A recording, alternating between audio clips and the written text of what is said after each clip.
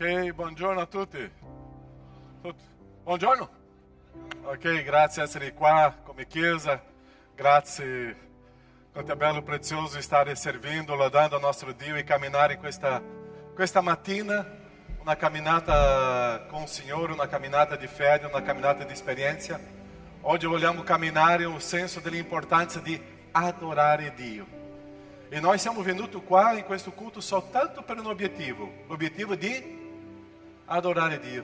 Tante volte noi veniamo in chiesa e pensiamo, ma siamo qua per vedere i fratelli e sorelle, siamo qua per un obiettivo, ma l'unico obiettivo questa mattina, l'unico obiettivo di un culto è adorare a Dio. Perciò che il nostro cuore oggi possa svuotare da noi stessi per cercare di essere riempito della presenza dello Spirito Santo e è questa presenza che possa guidarci nella vera adorazione. Così che noi possiamo adorare Dio nella libertà, adorare Dio in una profonda esperienza con Lui. In Salmo 122 dice che io mi sono rallegrato quando mi hanno detto di venire alla casa del Signore, perché nella casa del Signore con i fratelli c'è l'adorazione. Perciò che oggi noi possiamo avere questa sicurezza e certezza. Siamo qui per adorare Lui.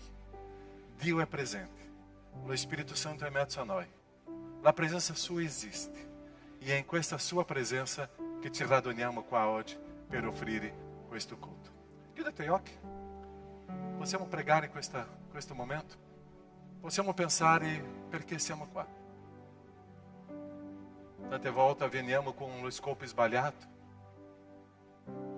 e non riusciamo a sentire una presenza profonda di Dio. Tante volte pensiamo di stare insieme con un gruppo, di stare insieme con i fratelli e sorelle. Tante volte pensiamo di stare insieme con le persone. Tante volte perché mio papà, la mia mamma, i miei genitori, i miei figli mi hanno portato. Ma Dio vuole una profonda adorazione. E quando la Chiesa si raduna, il nostro sguardo è per Lui, è per Dio. Nostro Padre, grazie. Grazie, Padre, perché questa mattina la tua Chiesa si raduna. Questa mattina la tua Chiesa, anche è a casa, che sta camminando anche in questo culto. Grazie, Padre, perché la tua Chiesa in questo momento è un solo spirito, è una sola anima, è una sola mente. La tua Chiesa in questo momento, Padre, ha un solo obiettivo: adorarti. E vogliamo adorarti in spirito e in verità. E ti ringrazio, Padre, perché tu hai dato a me, ci hai dato questa libertà di adorarti.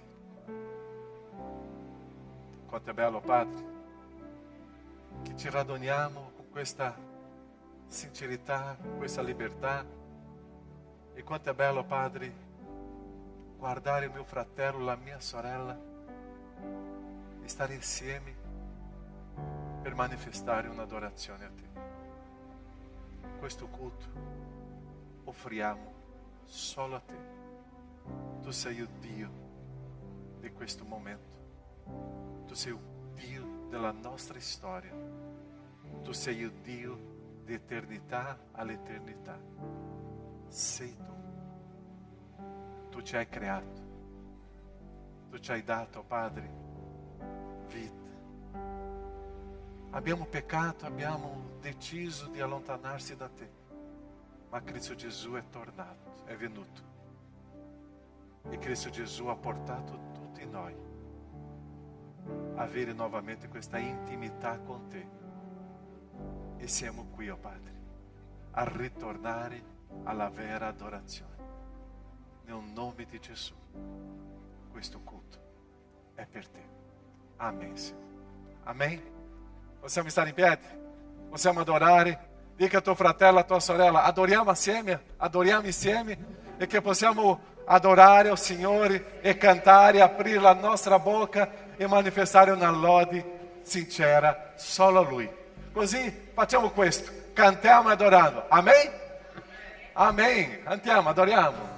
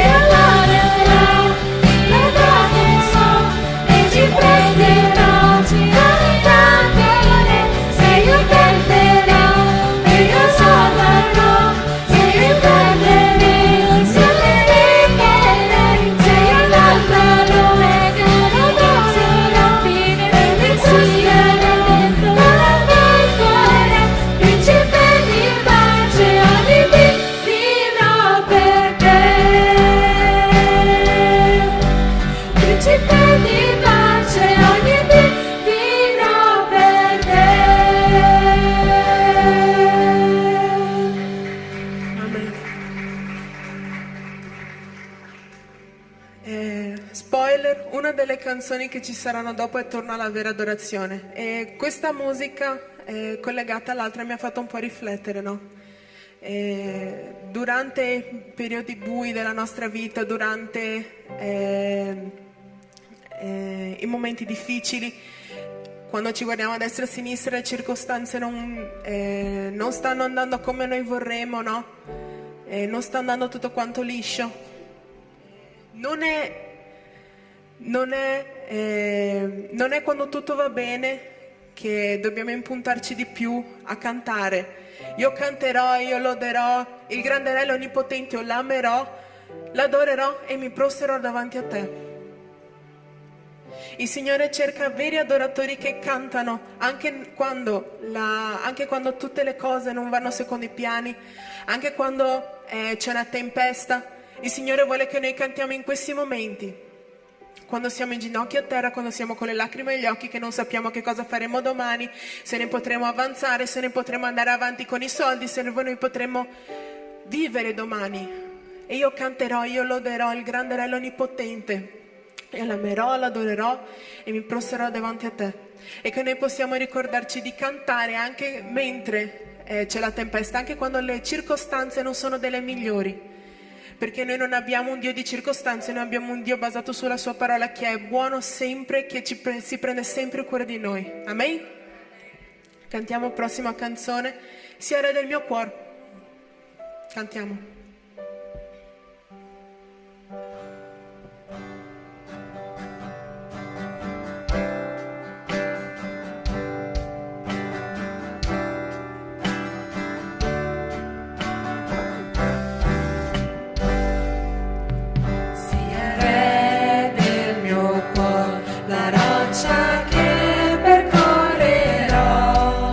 La fonte in cui berrò, lui è il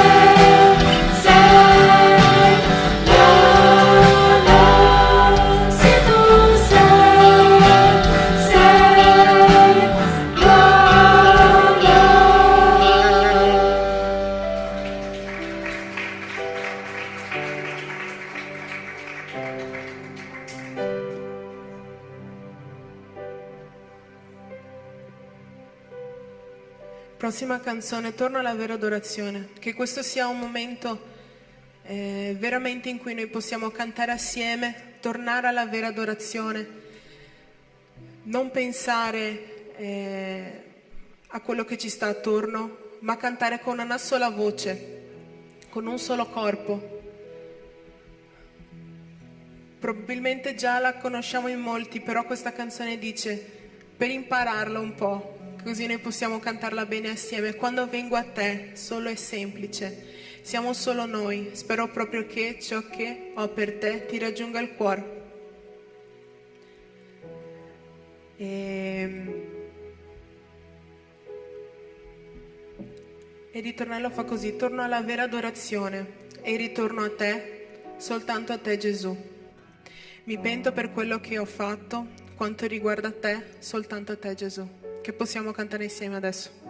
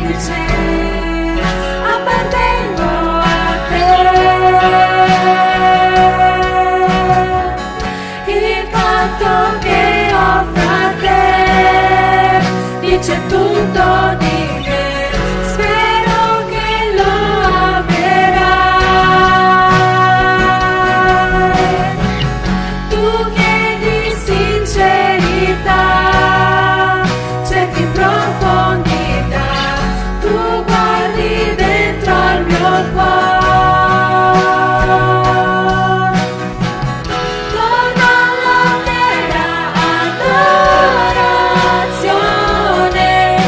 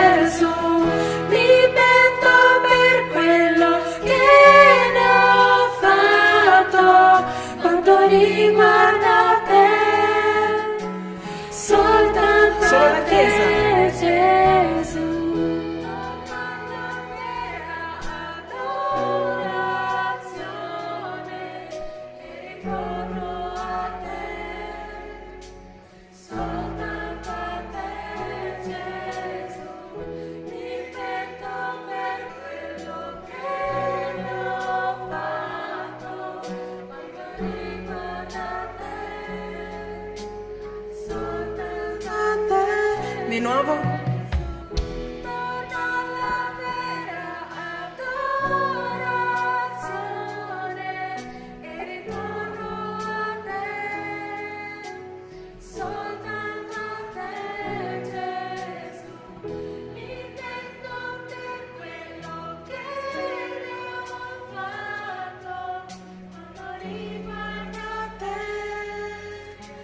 Soltanto a te, Gesù.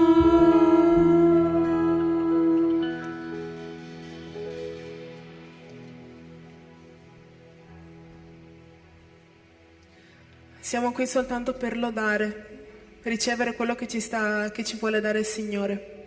Prossima, noi ti diamo gloria e onore. Grande tu sei, potente cosa fai. Nessun altro è come te. Amen. Cantiamo.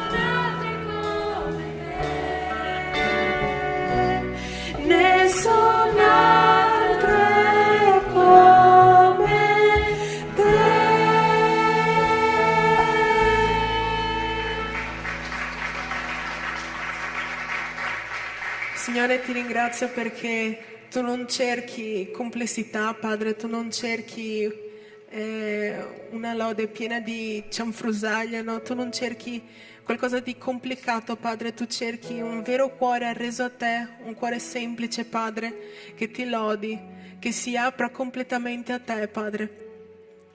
Che tu possa, Padre, questo cuore che questa mattina, Padre, sia aperto, completamente lavare, completamente trasformare, Padre.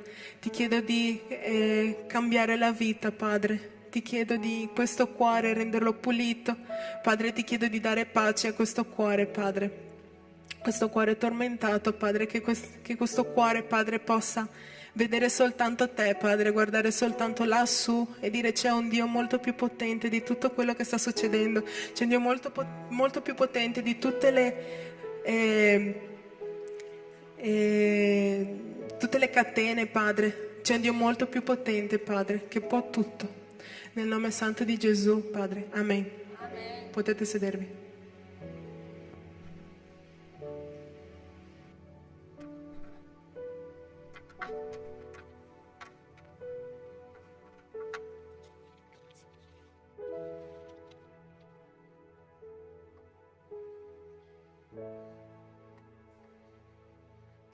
Amém? Pode dire un amém? Alleluia. Quanto è bello adorare e offrire un culto al nostro Dio in questa libertà. Quanto è bello suonare e vedere questi ragazzi. Lunedì abbiamo vissuto un'esperienza qua che è entrata nella storia della Chiesa sicuramente. Eravamo qui, c'era un bel gruppo di giovani e questo gruppo di giovani, anche noi eravamo qua in preghiera e siamo andati in tutte le sale, in tutta la struttura della Chiesa a pregare. Perché questo luogo appartiene al Signore. E questo luogo appartiene al Signore. E questo gruppo di ragazzi qua, fino alle 11, eravamo qua in preghiera. E è il Signore che agisce, è il Signore che fa. Preghiamo. Prega adesso. Questo luogo appartiene al Signore. Questa casa è del Signore. Non c'è nessun nemico che possa venire a disturbare. È Cristo Gesù il Signore. A Lui la lode e la adorazione. La potenza è in Cristo. Il potere è in Dio. Tutta la potenza di Dio si manifesta verso il suo popolo.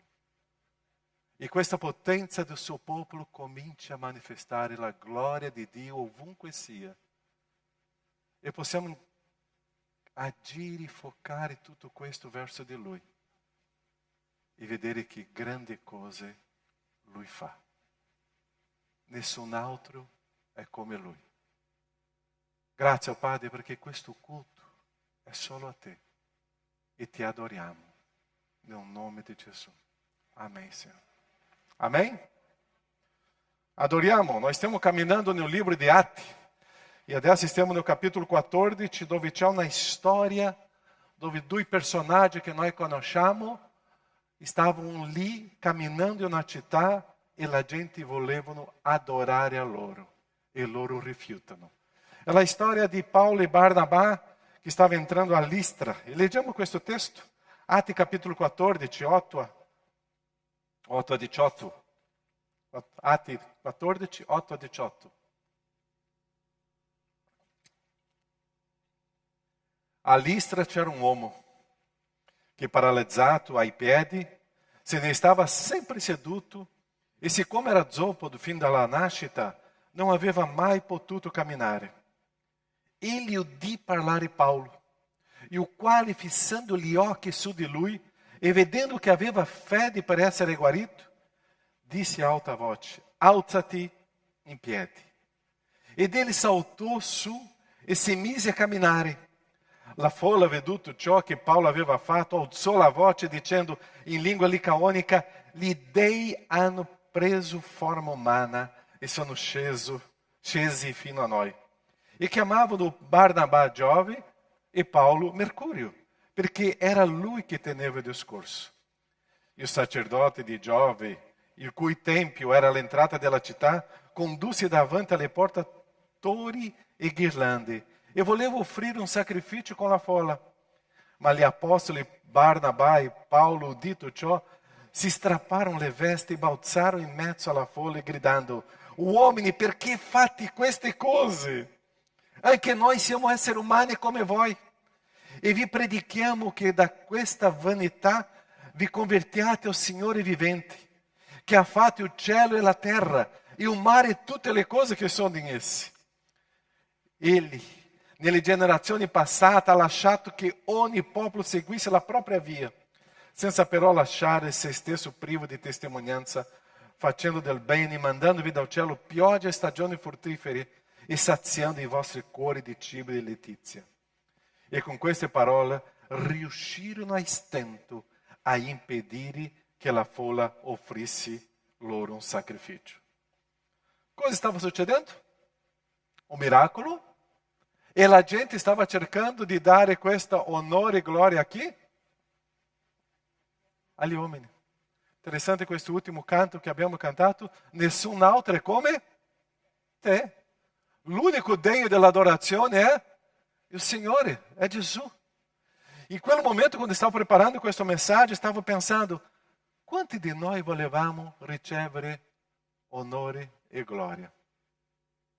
Tu puoi immaginare tu camminando per una strada e la gente dicendo, ah, quello è Caio, lui ha guarito la gente, Caio, bravo! Quanti di noi volevamo avere questo titolo, questa gloria? Quanti di noi vogliamo essere riconosciuti? Quanti di noi vogliamo occupare un posto che appartiene ao Signore? E è interessante, quando stavo preparando qua, veramente in quella città c'era una mitologia popolare che loro credevano che veramente Giove e Mercurio sono stati lì in forma umana nel passato. E quando succede questo miracolo, loro cominciano a collegare questa mitologia con un fatto che loro hanno visto con i propri occhi. E nella loro saggezza che loro pensavano di avere, hanno visto, adesso c'è Giove in mezzo a noi, c'è Mercurio in mezzo a noi, e cominciamo a vedere, adorare questi dei, questi dei sono manifestati in mezzo a noi in modo corpóreo. Adoriamo loro. E interessante, nella loro mentalità hanno detto che Giove era Barnabà, perché lui era il più vecchio, perciò che lui aveva una grande statura e si sentiva molto più nobile. E Paulo no. Paulo era o Mercurio più eloquente, più giovane e di bassa statura. E loro hanno collegato Giove e Mercurio con queste caratteristiche. E quando noi leggiamo questa storia, vediamo che Paulo e Barnabà, quando stavano ascoltando quello, forse loro non capivano, perché era una língua licaônica, non era la língua che loro capivano. Loro stavano guardando quello, ops, está succedendo qualcosa estranha. Ma loro in quel momento si fermano questa storia e cominciano a gridare e dire no, tutta la gloria è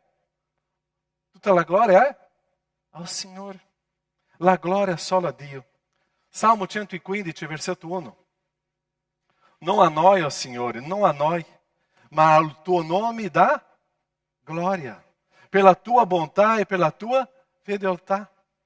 Ossia, tutto è per Dio, tutto è verso Dio. Il mio vivere, il mio camminare, i miei pensieri, la mia vita è per Lui. Perciò tutto quello che io faccio è verso Dio. Noi siamo creatura di Dio. Noi non abbiamo nessun valore in questo senso, noi non abbiamo nessun merito. Nostro atti non è un atto che porta glória a noi, è tutto per Dio. Se tu oggi hai deciso di servire il Signore, è perché Lui già ha messo nel tuo cuore questo desiderio. Se tu oggi hai deciso di fare qualcosa per una persona, è perché Dio già ha messo nel tuo cuore questa bontà e questa generosità. È stato Dio che ha inserito nel tuo cuore questo tuo agire. E tante volte noi pensiamo che persona buona, no? No. Dio ha messo nel nostro cuore il desiderio e ho risposto, e ho fatto. Tutto proviene da Dio. Nello stesso Salmo 115, versetto 15 dice: siate benedetti del Signore che ha fatto il cielo e la terra. Lo stesso Paolo ha detto: non adorate a noi, solo Dio, perché questo Dio ha fatto il cielo, ha fatto la terra, ha fatto il mare, ha fatto tutte le cose che esistono. La tua esistenza è perché c'è Dio. Tu sei qua è perché c'è Dio. Perciò il nostro Dio è una grandezza immensurabile. Tu riesci a capire Dio? Io no.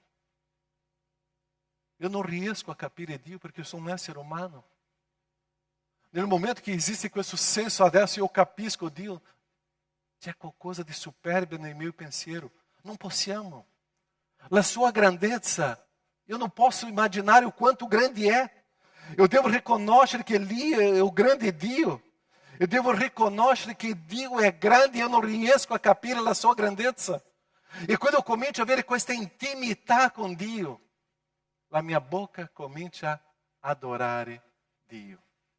Quando eu comincio a camminare con Lui, quando eu comincio a vivere in Lui, quando eu comincio a servire a Lui, eu comincio adesso solo a fare una cosa: adorare Dio. O problema é que tante volte nós guardiamo troppo a nós stessi, pensamos sempre em qualcosa più alta per nós stessi e stiamo perdendo o senso di vedere o quanto Dio è grande. O problema é que vogliamo tanti meriti e tanta riconoscenza pelo nostro operato, mas stiamo perdendo di vedere che è tutto da Dio e per Dio. Paulo estava caminhando com Barnabá, um miracolo succede, ma lui sapeva, era per Dio. Paulo e Barnabá estavam caminhando, qualcosa di stupenda succede, ma veniva da Dio, non era da lui, non era da loro. Quando eu riesco a capire tutto ciò, quanto grande è Dio, eu comincio a capire o senso della dipendenza. Io comincio a sentire o senso della mia resa. E mi piace tanto questa parola in italiano, quando eu mi sottometto in modo completo ao Signore. Eu non so quanti di voi já vissuto una esperienza di avere una arma, una pistola, un momento di un assalto, e tu, che cosa tu fai? Alza le braccia, perché tu non puoi fare più niente. La nostra vita con il Signore è in questo modo. Io posso alzare le mie braccia e adorare il Signore perché è tutto per Lui.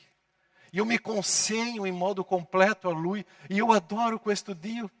E è quel momento che io posso sentire questo grande amore di Dio e la sua pace. Io adoro Dio perché in mezzo alla tempesta io sto bene. Io adoro a Dio perché in mezzo a tante situazioni difficili io sto bene. Io adoro Dio perché nonostante una crisi nella mia storia, io mi sento amato dal Signore. Io adoro Dio perché nonostante tante situazioni che io passo, che io vivo, che io soffro, io sto bene. Perché c'è Dio e Dio prende cura di me. E questo Dio devo rispondere con adorazione. Perciò io devo conoscere Dio in profondità, io devo conoscere Dio nella sua grandezza, io devo avere questa profondità di conoscere chi è Dio e adesso rispondere in adorazione. La mia domanda adesso per te: tu stai conoscendo Dio come Dio è? O tu stai cercando di conoscere Dio come tu sei? Tante volte noi inseriamo Dio dentro di una scatola e diciamo che Dio è così e agirà in questo modo. No. Dio non è così e non agirà in questo modo. Dio è Dio e agisce a un modo suo, perché nella sua sovranità, nella sua grandezza, agisce in favore di noi che siamo sottomessi nella resa a Lui. Perciò Dio è degno dell'unica adorazione e vivere questa intimità con Lui è un modo che io posso sentire il suo grande amore. Non esiste l'altro essere che merita tutta la lode e l'alta adorazione. Quando noi veniamo qua questa mattina, o quando noi veniamo in un culto qua, è solo per esprimere un'adorazione a Lui. E Lui si manifesta. Dio è in mezzo a noi e manifesta la sua gloria, la sua grandezza nei nostri cuori. Possiamo dire amen? Possiamo dire alleluia a Dio. Possiamo dire amen, Dio, continua a rispondere quello che io desidero da te, perché che tu possa portarmi a una vera adorazione. È un nostro Dio, Romani 11, 36, perché da Lui, per mezzo di Lui e per Lui sono tutte le cose. A Lui sia la gloria in eterno. Amen. C'è qualche merito per te? Sì o no? Tu stai cercando qualche merito? No. È tutto da Lui e per mezzo di Lui. Perciò a Lui la gloria. A Lui la gloria. Perciò che noi adoriamo questo Dio. A Lui la gloria. La esistenza nostra è per adorare Lui. Qual è il nostro problema? Il nostro problema está in Genesi capítulo 3. Qual è la proposta del diavolo? Qual è la proposta del serpente lì? Chi si ricorda di quella 1, 2, 4 parole? Chi si ricorda? E sarete come Dio. È lì il problema dell'umanità. È lì il problema che c'è oggi. Perché in Genesi 5, dopo, di Adamo comincia a creare l'uomo alla sua immagine, a immagine di Adamo e somiglianza. Ma Dio ci ha creato alla sua immagine e alla sua somiglianza, ma noi non siamo Dio. Ma in quel momento il serpente, che era astuto, la furbizia, l'inganno, viene in quel momento a Eva, Adamo era lì che ascoltava e che cosa dice? E sarete come Dio. E fino a oggi, tante volte noi crediamo questo è il desiderio dell'uomo. Il desiderio dell'uomo che cosa è essere adorato. Il desiderio dell'uomo oggi è essere glorificato. Il desiderio dell'uomo oggi è desiderare tutto il merito. Il desiderio dell'uomo è questo: venite, adoratemi. Io ho fatto, io sono. In quel momento che si perde l'adorazione al Signore, quando cerchiamo il riconoscimento e la gloria per i nostri atti, il nostro agire, noi stiamo cadendo nella trappola dell'inganno. E noi stiamo togliendo di tutto è per Dio. Tu sei soltanto un servo del Signore. Io sono soltanto un servo del Signore. Io non merito niente, neanche tu. Perché tutta la gloria al Signore. Ma il desiderio in quel momento, la sindrome di Adamo, sarete come Dio. Sarete un Dio. Gloria a te. Tu já hai cercato qualche merito? Perché tu stava cercando di essere come Dio. Tu hai cercato qualche riconoscimento umano? È perché stai cercando di essere come Dio. Tu stai cercando qualche gloria? Perché tu stai cercando di essere come Dio.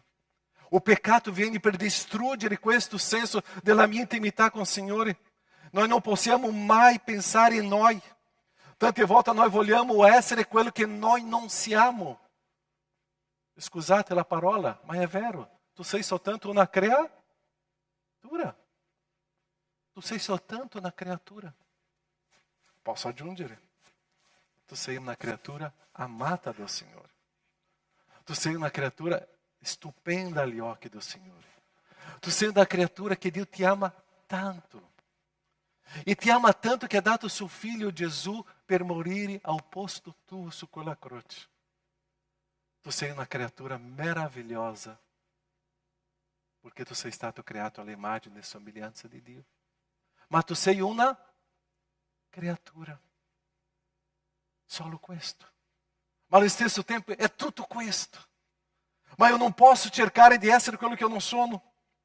Perciò che quando noi stiamo camminando com o Signore, è molto interessante, Paulo aveva una spina nella carne, perché io dipendo completamente dal Signore. E Paulo in quello brano diceva, potevo vantarmi di aver fatto questo, ma Dio mi ha messo una spina sulla carne. E perciò che Paulo aggiunge quella frase, la tua grazia mi basta. Tutti noi abbiamo una spina nella carne, i nostri punti deboli, in modo che noi possamos riconoscere, io dipendo completamente dal Signore. Senza Dio io non posso fare niente. Voi potete suonare il basso senza Dio, tu puoi fare un spettacolo, ma tu non farai un'adorazione al Signore. La chitarra, la batteria, cantare, predicare. Eu posso fare un show, un spettacolo, ma portare adorazione al Signore è solo con Lui. E anche il talento che avete è perché il Signore vi ha dato. E Dio sta dicendo adesso, io ti ho dato talento, mi adora per questo. Io ti ho dato la capacità, mi adora per questo. Tutto quello che tu ce l'hai, Dio sta dicendo, mi adora per questo. Questa spina nella carne è per dimostrare o quanto io dipendo dal Signore. È solo Lui. Perciò noi vogliamo essere che non siamo. Perciò il rischio di idolatrare, dell'idolatria verso di noi, il rischio dell'idolatria verso la gente intorno a noi, perché noi tante volte perdiamo il senso della grandezza di Dio. Noi vogliamo i primi posti, noi vogliamo il centro. Quello che si sente alto deve cominciare a essere un grande servo. I primi sono gli ultimi. E è questo che io devo capire, quello che il Signore ci insegna. Quando rifiutiamo l'adorazione della gente e cominciamo a portare il Signore, viviamo il vero senso di Genesi capitolo 2. Quando rifiutiamo dicendo no, la gloria solo a Lui, a quel momento io rientro a Genesi 1 e Genesi capitolo 2, perché è il Signore che merita tutta la gloria, non a noi. Perciò la malattia del peccato mi ha portato a vedere la gente. La guarigione dei miei peccati mi porta a vedere il Signore. E a Lui. Terzo punto, qual è la nostra tendenza di adorare? Noi abbiamo la tendenza di adorare quello che noi vediamo. Noi abbiamo una grossa difficoltà di adorare quello che noi non vediamo. Nella storia della Chiesa si è creata la iconografia e questa iconografia ti ha dato un grande rischio a tutti noi di adorare oggetti, adorare delle immagini, adorare quello che non merita l'adorazione. E tante volte eu ho ricevuto qualche tempo fa una frase molto interessante. Noi combattiamo tante persone che adorano dei idoli morti, ma tante volte noi cristiani, evangelici, protestanti, adoriamo idoli vivi. E tante volte noi stiamo cercando questi vivi per adorare e per riconoscere.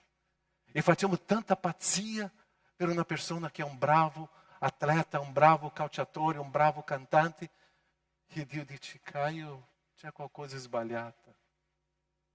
Non adori. Puoi riconoscere, ma l'adorazione è solo a Lui. Allo stesso tempo che noi stiamo adorando e vive, noi stiamo perdendo questa esperienza con il Signore. Perché noi criamo idoli alla nostra immagine e alla nostra somiglianza. Noi criamo dei idoli che fanno quello che noi vogliamo. Noi facciamo dei idoli che eseguono tutti i nostri desideri. Noi facciamo degli idoli che sono la nostra immagine e somiglianza fino che stanno soddisfacendo i nostri desideri. Ma quando questi idoli, che non possono adesso continuare a essere quello che sono, noi abbandoniamo. E è interessante, Gesù visse questa esperienza. Gesù stava dando pane, stava facendo dei miracoli, stava facendo delle guarigioni, e quantas le persone stavano intorno a Gesù? Pieno di gente intorno a Gesù. E Gesù comincia a fare un discorso adesso un po' diverso. Che cosa la gente fa con Gesù? Che cosa fa con Gesù? Che cosa fa? Ciao. Ciao Gesù. Leggiamo questo brano. Giovanni 6, 66. Da allora molti dei suoi discepoli si tirarono indietro e non andavano più con lui. Perciò Gesù disse ai 12, che cosa disse Gesù? Andate a cercare quello che sono andati via. Andate a cercare che io vi darò novamente pane, farò anche dei miracoli. Che cosa dice Gesù? Volete andare anche voi? Volete andare anche voi?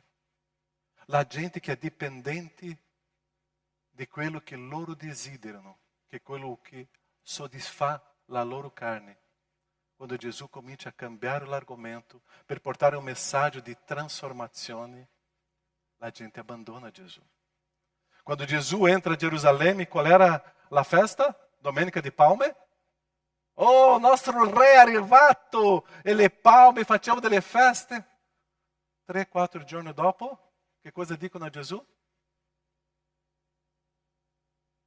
Morte. La gente è così.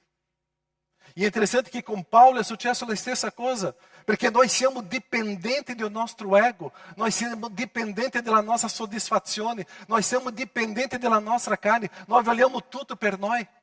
C'è pane, c'è guarigione, c'è miracolo, sono lì.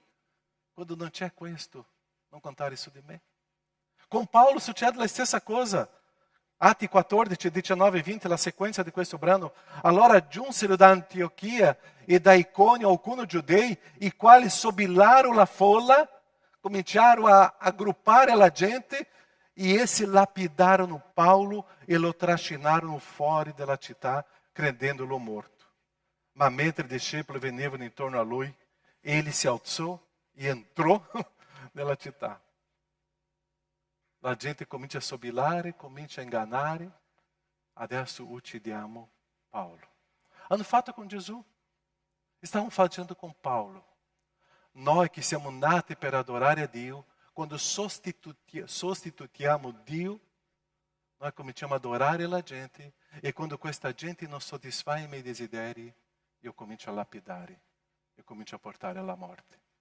O problema è che io non ho riconosciuto ancora dentro di me che io devo adorare e riconoscere solo il Signore, solo Dio. È solo Lui. Quando facciamo questa adorazione a quello che vediamo, siamo guidati dai nostri impulsi e viviamo in questa instabilità di vita. Perciò era una gente instabile. Oggi posso contare, domani non si può. È una gente che oggi sta bene e l'altro non sta, perché ha inserito in modo sbagliato la sua adorazione. È solo a Dio. Perciò in quel momento della crisi di Paolo e di Barnabà, loro non potevano perdere la fede nel Signore. Perché chi ha fatto quello miracolo? Era il Signore. E la gente voleva distogliere da loro la fede. Perché Paolo poteva riconoscere in se stesso l'origine del miracolo. Ma no, lui aveva la fede nel Signore e la gente non poteva distogliere questa fede.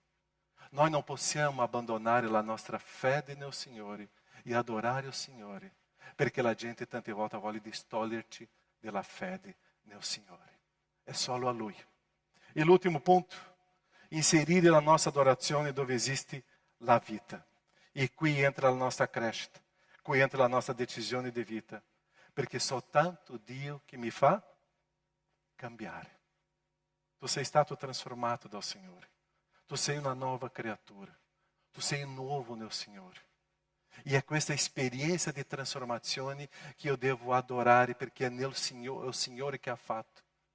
Io devo ricordare o quanto peccatore io ero, o quanto peccatore io sono.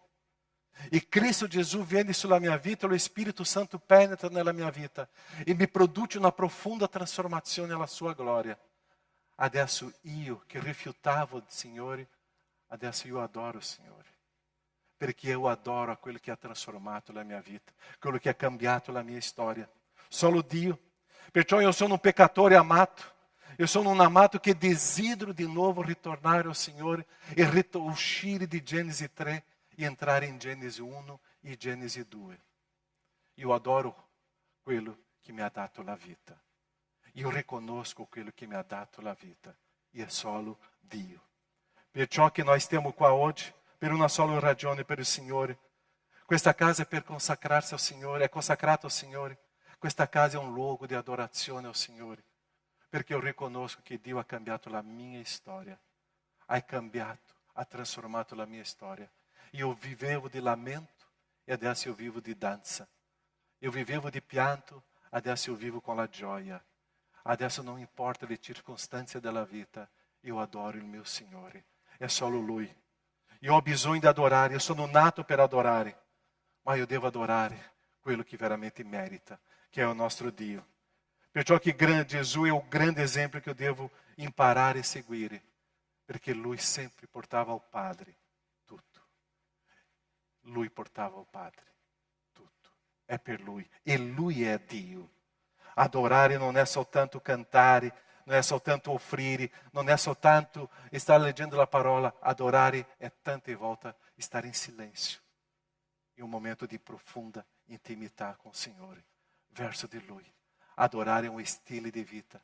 Adorare è quando sto lavorando nel mio negozio, è quando sto studiando. Adorare è tutta la mia vita in adorazione a Lui.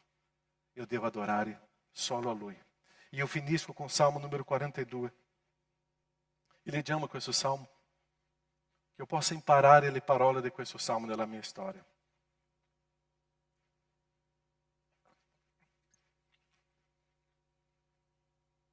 Come là? Come là? Cerva? Che cosa faceva questa cerva? Desidera i corsi d'acqua, così l'anima mia anela te, ó Dio. L'anima mia è assetata di Dio, del Dio vivente. Quando verrò e comparirò in presenza di Dio, le mie lacrime sono diventate il mio cibo giorno e notte. Mentre mi dicono continuamente, dov'è il tuo Dio? Ricordo con profonda commozione il tempo che io camminavo con la folla verso la casa di Dio, tra i canti di gioia e di lodi d'una moltitudine in festa. Come la cerva desidera i corsi d'acqua, l'anima mia anela a te, solo a te. Che la tua preghiera sia questa. Versetto numero 2. L'anima mia è assetata di Dio, ma di Dio vivente, e che io desidero veramente comparire alla sua presenza. Solo Lui. Paulo e Barnabà in quel momento hanno rifiutato il merito e la gloria. Loro hanno gridato per non fare questo, perché loro volevano camminare in adorazione ao Signore. Che la tua vita possa avere sete e a tua anima assetata del Dio vivente. E quando tu avrai questi stili di vita, la tua vita sarà un'adorazione per il Signore. Solo a Lui tutta la gloria, tutta la lode e l'adorazione. Preghiamo.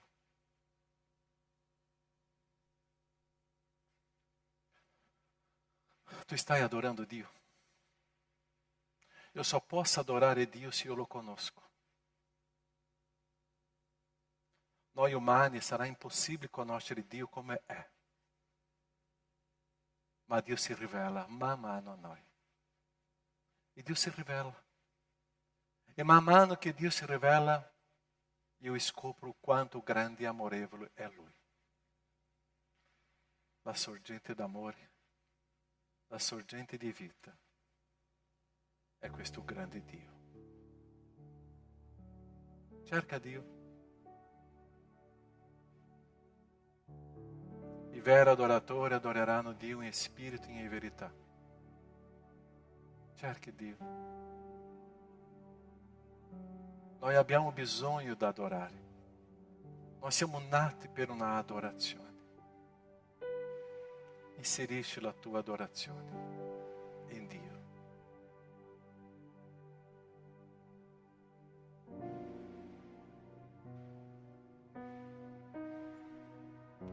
Questo Dio che ha creato il mare e la terra, ha creato i cieli e tutto quello che esiste, è qui in mezzo a noi. È in mezzo a tutto questo gruppo di peccatori. Siamo noi. Perciò quando io riconosco questo, io só posso dire, Dio, grazie. Io ti adoro. Io ti adoro perché tu sei qua, in mezzo a noi. Tu sei con me. Grazie Dio perché tu non mi abbandona. Grazie che tu non abbandona, Padre, la tua gente. Grazie che tu non abbandona nessuno di noi. Grazie. Perché tu mi hai creato per un proposito. E questo proposito è in te. Tutto inizia in te. E nell'eternità è tutto per te. Grazie. Che la bocca dei tuoi figli, che la bocca della tua creazione, che la bocca della tua gente possa uscire le parole d'adorazione a te. Che dalla nostra bocca possiamo vivere questa vera adorazione. Grazie, oh Padre. Grazie che tu ci permetti di adorarti. E tu ci hai dato la libertà di adorazione. Benedici la tua gente, la tua chiesa. Nel nome di Gesù. Amen, Signore. Amen. Puoi dire a tuo fratello, a tua sorella, tu sapevi che tu sei nato per adorare Dio? Tu sapevi che tu sei qua per adorare Dio? Tu sapevi che domani nel tuo lavoro, lá nel tuo studio, tu devi adorare Dio? Wow, che privilegio che noi abbiamo di adorare l'unico e vero Dio. Amen? E unisono, una sola voce? Amém, amém, nostro Dio. E adesso nós estaremos adorando Dio. Adorando Dio, in quale modo? non è con l'offerta ancora, adorando Dio con la cena del Signore. Che privilégio che noi come Chiesa possiamo avere questo. Se tu sei a casa, tu non puoi immaginare questa ricchezza per noi, ma che tu sei a casa in questo momento possa vivere questa intimità con il Signore.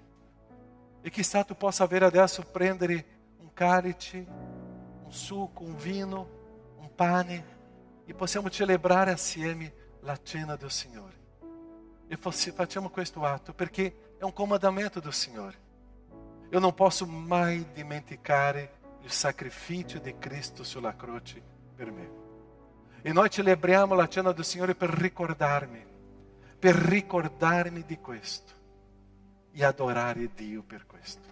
Perciò mentre tu prendi il pane o il calice, ricordati che questo momento è di adorazione e che noi possiamo offrire in questo momento una consacrazione al Signore. Adoro il Signore con pane, adoro il Signore con calice, adoro il Signore in questa celebrazione. La gente sempre mi domanda, pastore, ma chi deve celebrare la cena del Signore? Tutti quelli che credono in Gesù. Tutti quelli che hanno consacrato la loro storia, la loro vita in Cristo Gesù. Se la tua vita è in Cristo Gesù, la cena del Signore è per te, è per celebrare. Tante persone dicono, pastore, ma se io sto nel peccato, è un momento di tu rifare il tuo patto con Dio, fare una autoanalisi, vedere quello che non c'è giusto nella tua vita, sistemare la tua vita adesso e consacrare nuovamente al Signore e ricordarsi di questo patto. Il patto del Signore è molto più grande. La cena del Signore è per tu che credi in Cristo Gesù. È quello che faremo adesso. Le persone che devono aiutarmi, per favore, potete venire qua. Potete prendere i vassoi. E loro staranno passando con i vassoi, distribuendo il pane, il calice. E mentre tu prendi il pane e il calice, prega per la tua vita. La cena del Signore non è per celebrare la vita degli altri o pensare negli altri, è per pensare in me. Perché io devo ritornare alla vera adorazione.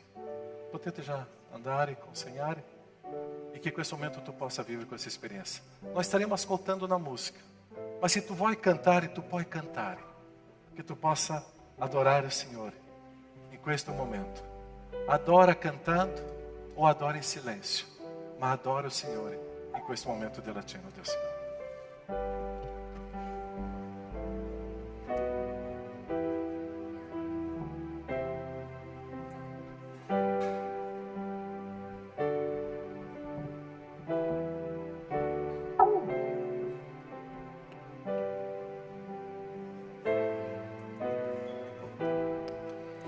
Signor, sei messo su una cielo, con forza, sapienza, amor. Tu regni su noi, immenso tu sei, Signor. Signor, sei messo su una cielo, con forza, sapienza, amor. Tu regni su noi, sei, Signor, Signor, sei messo su da cielo, con forza, sapienza, amor. Tu regni su noi, immenso tu sei, Signor, Signor, sei messo su da cielo, con forza, sapienza, amor. Tu regni su noi, immenso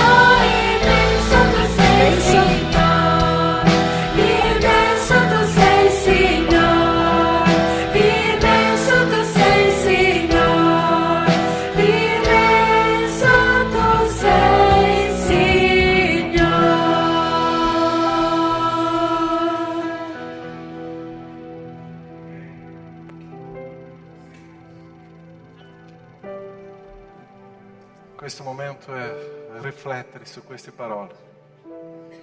Tu sei dal cielo, tu sei il grande Dio. E staremo adesso celebrando la cena. Tu ce l'hai il pane, tu ce l'hai il calice.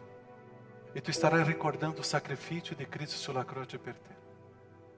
E quello sacrificio è perché tu possa ritornare alla vera adorazione.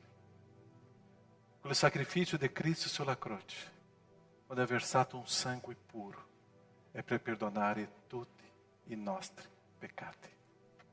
In quel momento è versato per noi. E adesso noi vogliamo adorare Dio in questa celebrazione e riconoscere tutto questo che Lui ha fatto per noi. Speriamo che tu possa ricevere il pane, il calice.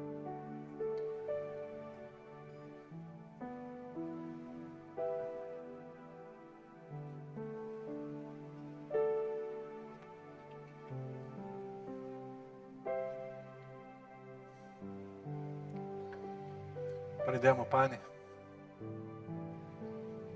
Possiamo prendere questo pane e ricordare un corpo sulla croce, trafitto, sofferenza, per te, per me, per noi. Lui poteva uscire di quella croce, ma in obbedienza è rimasto lì, perché stava pensando nella tua vita. Lui è degno d'adorazione, sì. Possiamo mangiare questo pane e ricordare questo corpo. Mangiamo insieme.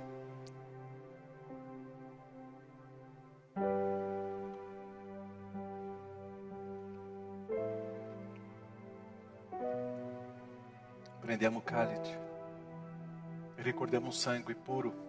Non c'era peccato. Un sangue puro che ci ha purificato di tutti i nostri peccati. Un sangue puro. Perché adesso io posso parlare con Dio, io posso pregare, io posso capire la parola, perché c'era un sangue puro. Lo Spirito Santo è venuto su di me, perché c'era un sangue. E ricordiamo adesso questo sangue di Cristo Gesù. Beviamo insieme. Nosso Padre, celebrar la tua cena è celebrare una nuova storia nella nostra vita. Celebrare questo momento, Padre, è ricordare tutto quello che tu hai fatto per noi. Grazie. Questa celebrazione è per te. Questo momento di consacrazione della nostra vita è per te. Quando abbiamo mangiato questo pane e bevuto di questo calice, abbiamo deciso di continuare a essere fedeli a te, in adorazione a te.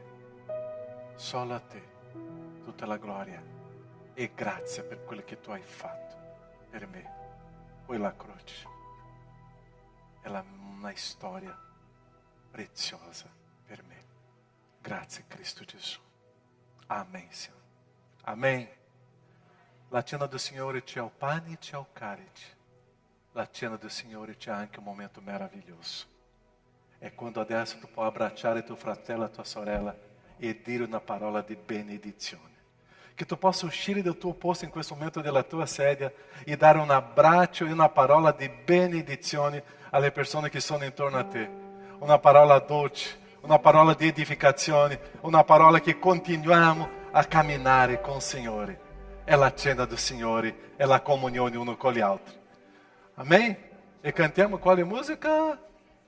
E cantiamo Tu sei santo, e mentre cantiamo è un momento di offerta, di decima, e che possiamo vivere questa esperienza con il nostro Signore. Cantiamo, adoriamo e facciamo questo momento di celebrazione, questo momento di offerta e di ringraziamento al Signore. Questa è la decima e la nostra risposta di offerta. Cantiamo, adoriamo? 3, 2, 1, andiamo!